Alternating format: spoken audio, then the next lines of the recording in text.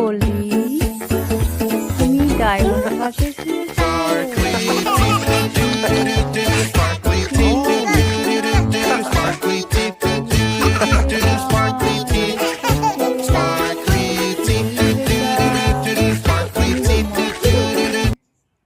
Rest করছে বেটা?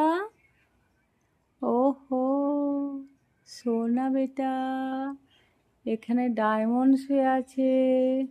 বন্ধুরা, এদের দুজনে কিন্তু যত মিল তত মারামারি হয়। এখন জানি না কি ব্যাপার, গোল্ডি নিজে উঠে এলো ডায়মন্ড যেখানে সোফায় শুয়ে আছে সেখানেই শুতে। এই যে ডায়মন্ড শুয়ে আছে চুপচাপ, কিন্তু এরা মুখ ঘুরে হয়, একদিকে মুখ করে না। এদের একটা রাগারাগির ব্যাপারও থাকে, কখন মারামারি লেগে যাবে কেউ বুঝতে পারে না।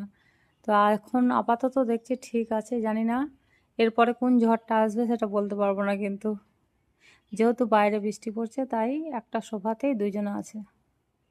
তো দেখতে থাকুন বন্ধুরা, গোল্ডিকা কামাল।